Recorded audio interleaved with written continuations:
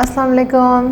How are you, students? I hope you guys are fine and taking care of yourselves very well and doing your homework regularly, because homework is very important and it makes you feel more perfect in the topic which is currently discussing in the classroom or in the lessons. So let's get started with today's lesson. What we are going to study today? Last time हमने जो पढ़ा था पहले उसका quick review कर लेते हैं. हमने लास्ट टाइम क्या पढ़ा था? सब्ट्रैक्शन ऑफ फ्रैक्शंस के बारे में पढ़ा था. सब्ट्रैक्शन क्या होता है? माइनस करना है. किस में से? होल नंबर्स को आपस में नहीं माइनस करना, सब्ट्रैक्शन करना है. किसको? फ्रैक्शंस को. Very good. सो हमने ये पढ़ा था कि जो फ्रैक्शंस हैं उनको हम सब्ट्रैक्ट किस तरीके से करते हैं. उसका तरीका एक होता है एलसीएम फाइंड आउट करके या फिर डिनोमिनेटर्स को सेम करके. आज हम पढ़ने लगे हैं multiplication of fraction, page 73. Multiplication of fraction में क्या होगा हम देखते हैं क्या तरीका है इसका. Multiplication of fraction with whole number. अभी हम सिर्फ होल नंबर को फ्रैक्शन से मल्टीप्लाई करना सीख रहे हैं. उसके बाद हम देखेंगे कि फ्रैक्शन को फ्रैक्शन से किस तरह मल्टीप्लाई किया जाता है. स्टार्ट करते हैं. 3 multiply 4 by 5. 3 multiply 4 by 5 are 3 copies of 4 by 5. मतलब कि फॉर एग्ज़ाम्पल आप इमेज देखें, यहाँ पे नीचे ऑरेंज की इमेज आ रही है. क्या आ रही है कि हमारे पास 5 बेसिकली पार्ट्स हैं और उनमें से एक पार्ट मिसिंग है, तो 4 by 5 of pieces of orange हमें नज़र आ रहे हैं. यू कैन सी. लेकिन एक 4 by 5 नहीं है, 3 टाइम 4 by 5 है ना. सो इट मीन्स कि 3 multiply 4 by 5 is the copy of 4 by 5 3 times, right. So अब हम देखते हैं कि कितने फिफ्थ हैं हमारे पास 3 by 5 की 4 by 5 की कॉपी में, राइट. सो हम क्या करेंगे? सिंपली 3 को हमने 4 से मल्टीप्लाई कर दिया, मतलब 3 का टेबल पड़ा 4 तक. 3 4 होता है 12. सो 12 by 5 मतलब फिफ्थ 1 by 5 हमारे पास है 12 टाइम्स. ऑलराइट. सो अब देखें कि हमारे पास 12 by 5 जो है ये एक इम्प्रॉपर शेप में है. इम्प्रॉपर क्या होता है? इम्प्रॉपर वो फ्रैक्शंस होती हैं जिनके ऊपर बड़ा नंबर हो और नीचे छोटा नंबर हो. तो हम इस सूरत में क्या करते हैं? हम इसको किसी टेबल पे डिवाइड करते हैं, मगर 12 और 5 किसी एक टेबल में नहीं आ सकते ऑफ कोर्स. तो अब हम क्या करेंगे? अब हम सिंपली इसको डिवाइड कर देंगे. तो आप इसको डिवाइड करें अपनी रफ कॉपी में, अपनी बुक की साइड में. 12 को आपने इंडेक्स सिंबल के अंदर रखना है और 5 को बाहर रखना है. हम 5 का टेबल पढ़ते हैं, 12 आ जाए, 12 तो नहीं आ सकता, तो फिर क्या करें? 5 2s 10 होता है, 12 से थोड़ा सा छोटा होता है. 5 को जब हमने 2 से 12 को डिवाइड कर दिया 5 पे, तो हमने इसको 2 पे भेज दिया. 2 ऊपर आ गया, 10 नीचे आ गया. 12 में से 10 माइनस किया तो क्या आंसर आएगा? 2. सो इसकी होल मिक्स फ्रैक्शन कैसे बनेगी? जो रिमाइंडर होता है, रिमाइंडर का मतलब जो आंसर नीचे आता है, नीचे बचता है, उसको कहते हैं रिमाइंडर. रिमाइंडर हमेशा हमने अपनी फ्रैक्शन के ऊपर लिखना है. यू कैन सी हेयर 2 को हमने 5 के ऊपर लिखा है, राइट. सो साइड पे क्या लिखा है? साइड पे भी 2 लिखा है, लेकिन साइड पे जो 2 है वो आंसर वाला 2 है जो हमने लिखा था 5 2s 10 वाला. ओके. और 5 जो है वो डिवाइज़र है, वो हमने नीचे लिख दिया है. सो हमेशा आपने याद रखना है कि सबसे ऊपर जो है वो रिमाइंडर आता है. इस तरीके से हम इसको मल्टीप्लाई कर सकते हैं फ्रैक्शंस के साथ. उसके बाद आप आ जाएं पेज 74 पे. पेज 74 पे हमें बहुत ही आसान तरीके से स्टेप्स के थ्रू मल्टीप्लिकेशन ऑफ फ्रैक्शन सिखाया गया है. हम देखते हैं किस तरीके से हम इसको सॉल्व कर सकते हैं. Multiply the numerator of fraction. Nominator को आपने नोमिनेटर के साथ ही मल्टीप्लाई करना है. ऑलराइट. ये लिखा हुआ है यहाँ पे.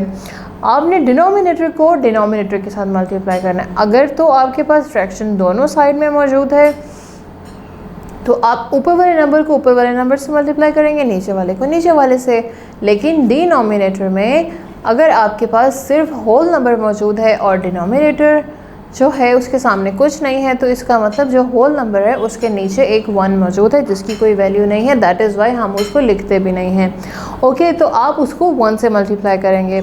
Simplify the fraction if needed to the lowest term, इसका मतलब है आफ्टर मल्टीप्लिकेशन अगर आपको लगता है कि ये मज़ीद किसी एक टेबल में जा सकते हैं दोनों नंबर, तो आप उनको कट करेंगे और उसको सिंपल फॉर्म में लिख देंगे।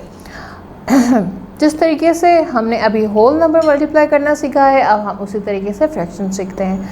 आप देख सकते हो यहाँ पे एग्जांपल 1 में हमारे पास क्या है, 3/7 है, मल्टीप्लाई 4/5 है।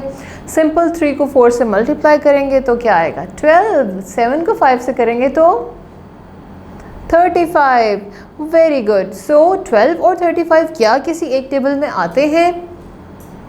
4 में 12 आता है, 35 आता है? नो। 5 में 12 आता है, 35 आता है?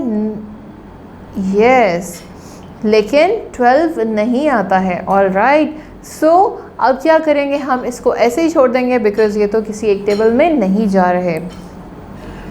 This is how we multiply our fractions. It is very simple. I know you are understanding it very well. Now come to the practice, page 74 here. Repeat color in the parts to solve the multiplication. अब आपने क्या करना है, simple आपने colour करना है अपने fractions को। 1 2 3 4 फिगर्स आपके पास यहाँ पे मौजूद हैं। You can see here this kind of wheel. आपने इसमें क्या करना है, 7/9 की फ्रैक्शन बनानी है, मतलब 9 इसके टोटल आप काउंट करेंगे तो इसके 9 टोटल बॉक्सेस हैं, इनमें से 7 कलर करने हैं और बाकी 2 नहीं करने हैं।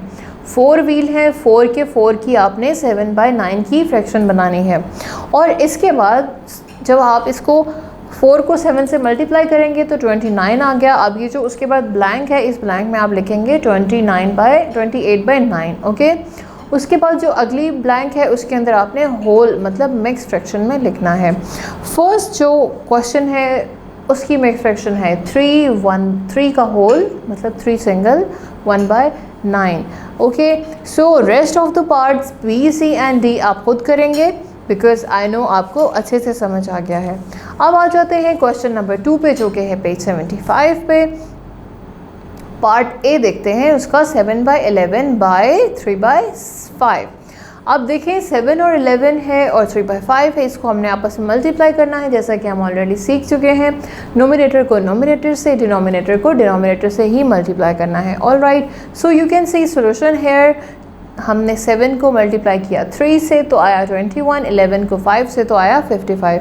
21 और 55 क्या किसी एक टेबल में आते हैं? नहीं आते हैं, क्योंकि रूल डिविजिबिलिटी रूल 5 ये है कि 5 पे सिर्फ वही नंबर डिवाइड हो सकते हैं जिनके एंड पे 0 या 5 आएगा। और ऊपर हमारे पास है 21, सो 21 ऑब्वियसली उसके एंड पे 1 है तो ये दोनों 5 पे नहीं आ सकते, सिंपल। उसके बाद हम देख लेते हैं पार्ट सी। पार्ट सी क्या है, इसमें तो मिक्स फ्रैक्शन है। मिक्स फ्रैक्शन को मल्टीप्लाई किया है 30 के साथ। अब आप क्या करें, घबराने की बात ही नहीं है, आप इसको पहले इम्प्रॉपर या प्रॉपर फ्रैक्शन में चेंज करेंगे। 15 को हम मल्टीप्लाई करेंगे 3 से, क्या आंसर आएगा 45। 45 पे हम प्लस कर देते हैं 4 को, 4 + 45 हो गया 49। यस, 49 डिवाइडेड बाय 15 मल्टीप्लाई हो रहा है 30 के साथ। अब आप देखें 15 और 30 आपस में कट रहे हैं, है ना। सो हम इसको 3 की टेबल पे काट सकते हैं या फिर हम इसको 15 के टेबल पे भी काट सकते हैं। 15 1s are 15 and 15 2s are 30। 2 को हम 49 से मल्टीप्लाई कर देते हैं तो हमारे पास आंसर आ जाएगा 98। लेकिन हम इसको छोटे नंबर पे भी डिवाइड कर सकते हैं, जैसा कि आप सोल्यूशन में देख सकते हो। हमने यहाँ पे इसको 3 पे डिवाइड किया है, ठीक है। 3 5s are 15 and 3 10s are 30। उसके बाद हमने इसको सॉल्व किया है, मज़ीद 490 आ गया, 5 आ गया, उसकी कटिंग की तो 98 आ गया। दोनों सूरतों में आंसर 98 ही आएगा। हमने छोटे नंबर से इसलिए इसकी कटिंग की है ताकि आपको टेबल पढ़ने में मुश्किल ना हो, लेकिन अगर आपको 15 का टेबल आता है आप इसको 15 पे डिवाइड कर लें। So this is the today's class. I know you are understanding it very well because the today's concept was very easy and very interesting. Teacher will call you for the update. You have to tell her about the today's concept about the today's lesson जो आपने सीखा है और उसके बारे में क्या practice की है सब बताना होगा। मैं आपको अगली क्लास में मिलूँगी। टिल देन अल्लाह हाफ़िज़।